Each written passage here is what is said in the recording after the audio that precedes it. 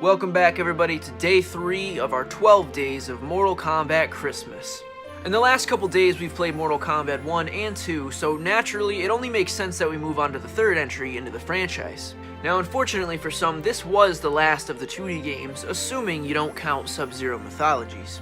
Considered by many to be the best of the classic trio, today we're going to be playing Ultimate Mortal Kombat 3, particularly the Trilogy Edition for PC. That all said, we've got a lot more games to cover and limited times to cover them, so let's hop right into the review. Mortal Kombat Trilogy was released in 1996. It was considered to be a standalone update to the previously released Ultimate Mortal Kombat 3, which came out in 1995 and of course was backed as per usual by Midway. It features all of the same gameplay and story elements found in Ultimate Mortal Kombat 3, except this time around some extra features were added to give fans some additional love. The gameplay stays very much relevant to its previous titles, with players having access to high and low punches along with kicks, as well as a unique list of special moves that vary with each character. The roster for this game is bursting with possibilities. It was easily one of the biggest character lists of its time, and still one of the biggest rosters in the entire series. New characters include Noob Saibot, Cyrax, Rain, Kuei Liang, aka the new Sub-Zero, Smoke, Sector, Jade, Shiva, Cyber Smoke, Nightwolf, Sindel, Ermac, Striker, and Cabal. Not to mention, new to the Trilogy Edition, you now had access to the boss characters from past installments, including Goro, Shao Kahn, Motaro, and Kintaro. I can only imagine how much excitement ran through the minds of fans when they realized they could finally throw the heavy-handed punches and kicks of the very giants who had beaten them to a pulp in prior installments of the game. As you can see, this game brings back plenty of the classic characters as well, including ones like Sonya Blade and Kano, who had briefly vanished in MK2. Even more impressive, scrolling over a few particular returning characters and pressing select will give you access to classic versions of their previous playable forms. This is not just a mere costume swap, but a full-on move swap altogether. I can tell you right now that this roster is easily the best one available when it comes to the classic trilogy of games. As far as I can tell, it includes every character to appear in the Mortal Kombat franchise up to this game's point of release. In terms of game modes, we of course have the classic Mortal Kombat tournament ladder to climb. However, this time around we are offered a variety of difficulties to partake in, each of which increases the amount of fighters you must face before reaching the top. Other modes include 2 vs 2 combat, allowing players to choose 2 fighters to pit against one another, and 8-player combat, essentially a simplistic way of saying tournament mode.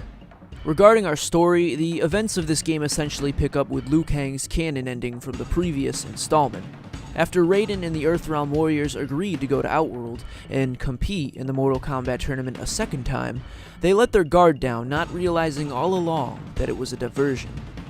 Shao Kahn's true intentions were not simply to host a competition of martial prowess, but to reincarnate his former queen, Sindel, on the now unprotected Earthrealm. With a personal link finally on the other side, Shao Kahn's ability to step through the dimensional gates between worlds was reclaimed, offering him the long-awaited opportunity to claim Earthrealm for himself. Whose shoes you choose to fill during the tournament is entirely up to you.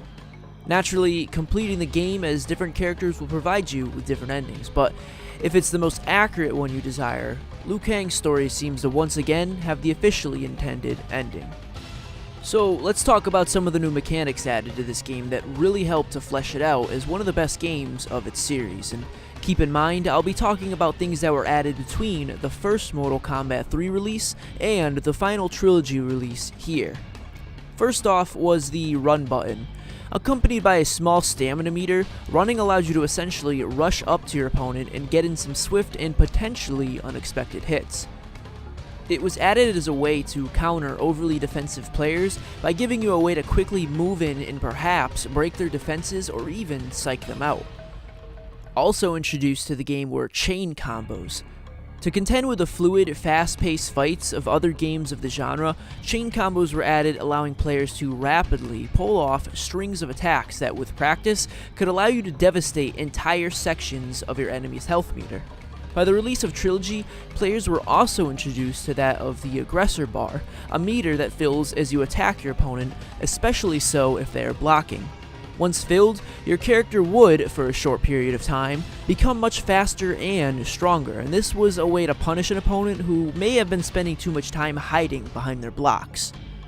As you'd expect, the classic fatality system is back, and just as fun as ever. Every character has at least 2 fatalities, minus the classic characters who have 1 and the boss characters who have none, unless you happen to be playing the N64 version of the game. Babalities make a return, and they are just as cute as ever, and friendships, a mechanic that is rapidly becoming a favorite of mine in the series, also makes a return with some smile-inducing scenes to display. Stage fatalities are also present in this game, and just as satisfying as ever when it comes to utilizing your environment as a tool of war. You'd think with all these options to wipe out your opponent there'd be nothing more to add. However, the devs stepped their game up another notch and added in even more ways of ending a match. The simplest includes that of a mercy, the ability to give your opponent back a small fraction of health so that they can potentially fight again. For some, this was just a method of further humiliating a defeated opponent, but for others, it was the setup for another new finishing concept known as animalities. Should you survive till round 3 and manage to perform a mercy on your opponent before dropping them yet again, you could perform an animality. After punching in the proper character code, you would transform into a unique animal who, in some vicious and sometimes humorous fashion, would kill your opponent. The first time I saw these, I had the biggest grin on my face. They're so silly yet so fun to watch, and I really hope that these, along with friendships, someday show up in a modern installment of the series. Last but certainly not least are the introduction of brutalities. These essentially consisted of your player performing a long and complicated combo on an opponent before proceeding to combo them so fast and hard that they erupt into a pile of giblets. While perhaps not as varied as the brutalities we see in modern games like MKX, they opened the door for the concept of performing devastating combos that transitioned into a finishing move, the same of which could be said about the MKX brutalities. The battle arenas in this game are awesome. Many of them are a pleasure to look at and fight on, and you can easily see stages from prior games make a return with some well-needed love and detailed upgrades. Even cooler are the transitions that can be found by uppercutting your opponent on particular stages. This will take you to a new scene within the same map and offers for some awesome variation among levels.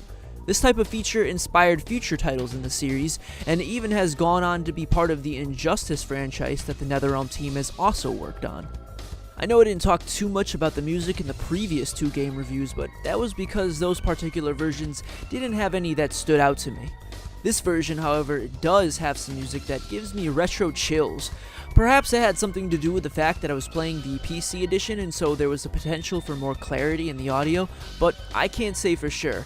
Just take a listen to a few of the songs I enjoyed and see if you agree.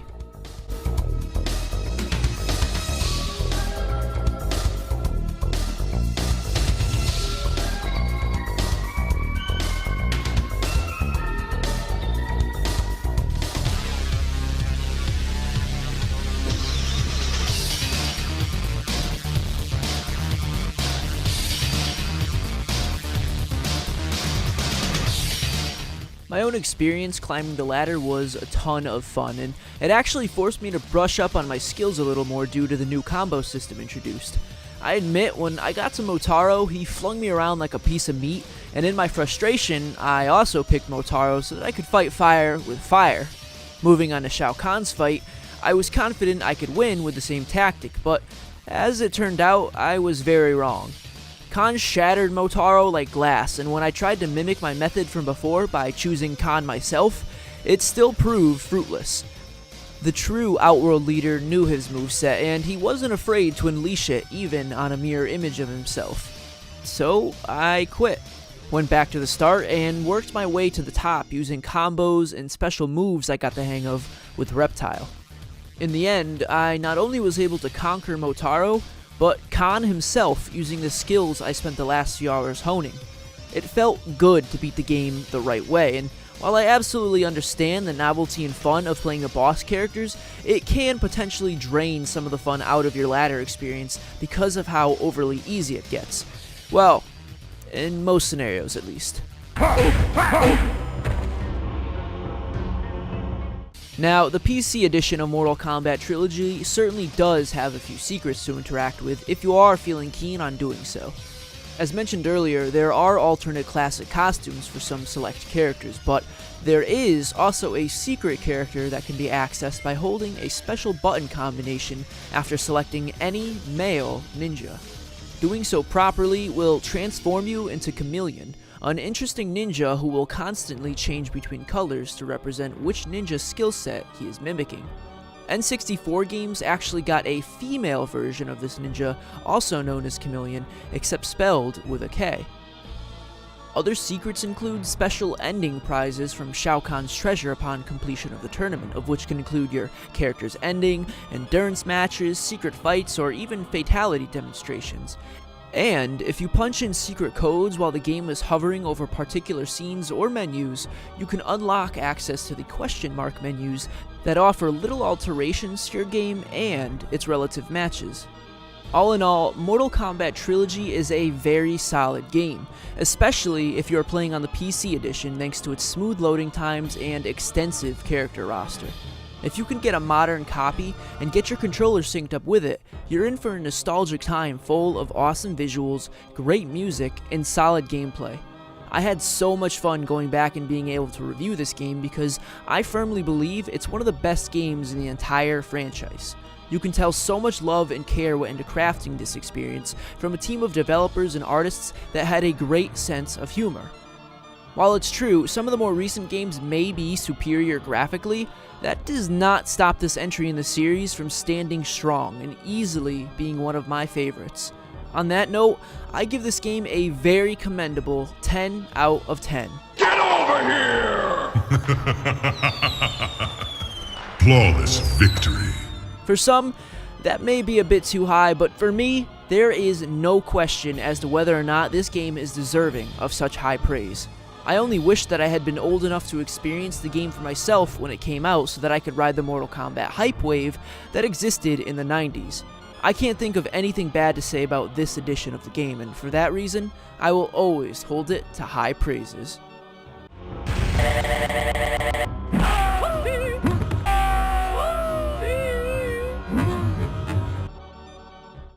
And thus ends yet another review. Obviously, this was one of my favorites to talk about so far, and it's bitter in a way that it was the last of the 2D games, but also sweet because this was when the introduction of the 3D games and the new graphical style started to be implemented, and I think for many of us that was a really nice change of pace. And naturally, the 3D games hold a special place in my heart because, as mentioned previously, Deception was the first game I started off with. I think it would be fair to say that Mortal Kombat 9 and Mortal Kombat X both take inspiration from the original titles. While introducing new graphics, certainly, they still keep that 2D fighting plane that we know and love. Those games, however, are a story and perhaps a review for another day. If you guys enjoyed this video, feel free to reflect that through either a like or a comment down below. And if you want to see some more content like this in the future, feel free to subscribe and turn on notifications so you can find out exactly when more videos like this go live. As always, thank you guys so much for watching. I'll see you next time, and remember, stay safe, stay happy.